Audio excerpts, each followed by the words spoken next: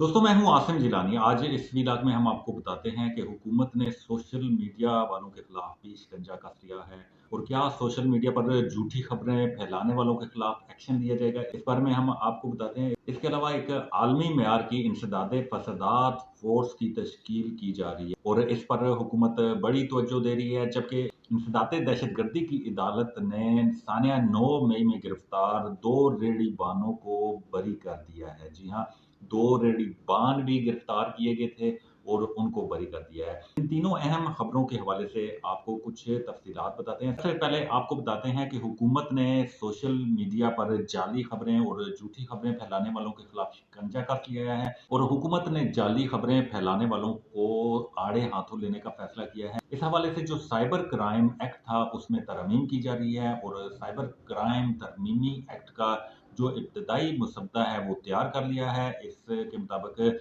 जो भी social media पर जाली झूठी खबरें फैलाएगा, किसी को डराए धमकाएगा या किसी इदारे के खिलाफ कोई झूठी खबरें फैलाएगा तो उसके खिलाफ सख्त एक्शन लिया जाएगा। और सख्त एक्शन क्या लिया जाएगा, इस पर आपको बताते हैं कि मसद्दा जो तैयार किया गया है इसके मुताबिक या तो जाली खबर फैलाने वाले को 5 साल कैद किया जाएगा और अगर कैद नहीं किया जाता तो उसको 10 लाख रुपए तक का जुर्माना किया जा सकता है। इस पर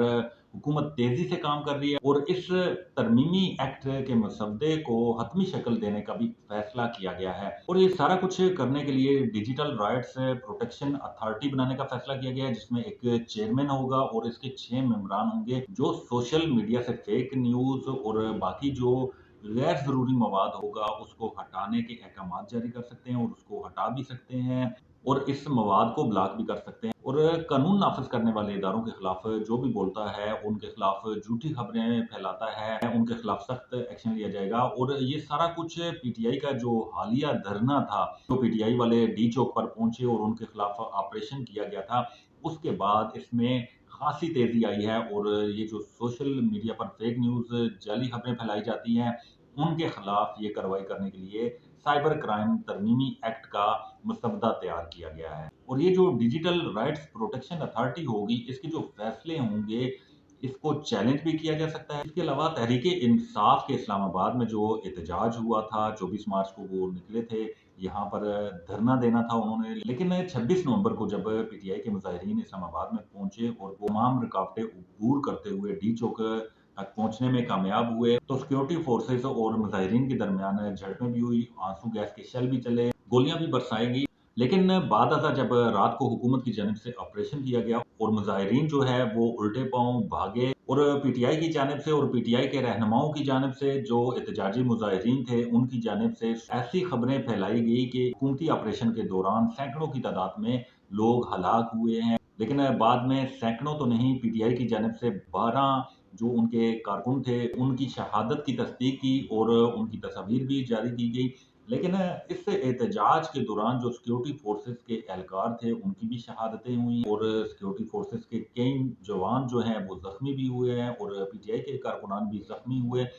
इस एहतजाज के बाद वज़ीर-ए-आज़म शहबाज शरीफ की ज़ेर सदारत वफाकी काबीना का इजलास हुआ, जिसमें इंसदादे फसादात फोर्स बनाने का फैसला किया गया और इस फोर्स को आलमी म्यार के मुताबिक बनाने के लिए इकदाम उठाने का फैसला किया गया और हुकूमत इस फोर्स को बनाने के लिए पुरअज़्म है। एक इजलास भी हुआ है जिसमें वुज़रा और मुतल्लिका जो अफसरान हैं वो शरीक हुए और उन्होंने इस फोर्स को बनाने के लिए अमली इकदाम उठाने का फैसला किया गया और इस हवाले से पेशरफ्त का जायजा लिया जा रहा है कि क्या क्या कुछ किया जाना चाहिए। और इसी सिलसिले की कड़ी में इस्लामाबाद में एक फ्रांसिक लैब भी बनाने का फैसला किया गया है और ये forensic lab Islamabad safe city में बनाई जाएगी जो आलमी मेयार की होगी। दूसरी जानब जो एहतजाज हुआ था,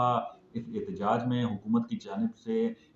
ये दावा किया जा रहा है कि एहतजाज में कुछ शर्पसंद लोग थे जिन्होंने हुकूमत पर गोलियां बरसाई और आंसू गैस के शेल भी फेंके। उनके शवाहिद इकट्ठे किए गए हैं और उनका भी फ्रांसिक किया जा रहा है और मजीद गिरफ्तारियां भी अमल में लाई जाएंगी। अब तक कानून नाफिज करने वाले इदारों की जानिब से कई गिरफ्तारियां की गई हैं और जो गिरफ्तार अफराद थे उनको अदालतों में भी पेश किया गया है, कुछ रिमांड पर हैं और कुछ जेलों में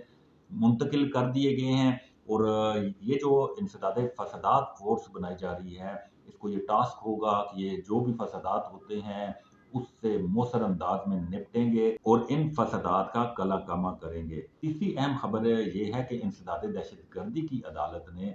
सानिया 9 मई में जो गिरफ्तार 2 रेडी बान थे उनको रिहा कर दिया है और अदालत ने अपने हुक्म में यही कहा है कि अदम सबूत की बिना पर इन दोनों रेडी बानों को रिहा किया जाता है। इंसदाद दहशतगर्दी अदालत के जज ताहिर अब्बास सिप्रा ने 9 मई के मुकदमात में गिरफ्तार 2 रेडी बानों जिनमें साजिदुर रहमान और मोहम्मद रफीक शामिल थे, इनको रिहा करने का हुक्म दिया और कहा है कि दोनों ये जो रेडी बान हैं इनको अदम सबूत की बिना पर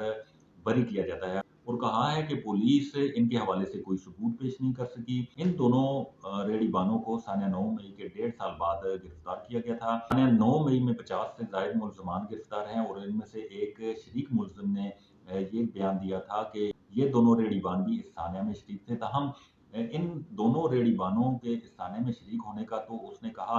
लेकिन पुलिस की जानिब से ना तो इन दोनों रेडी बानों को गिरफ्तार किया गया था और ना ही इनके कोई वारंट जारी हुए थे। ताहम बाद आता जब इनको गिरफ्तार किया गया और अदालत में पेश किया गया तो पुलिस इन दोनों के खिलाफ कोई सबूत पेश ना कर सकी, जिस पर अदालत ने इन दोनों रेडी बानों को रिहा करने का हुक्म दे दिया है।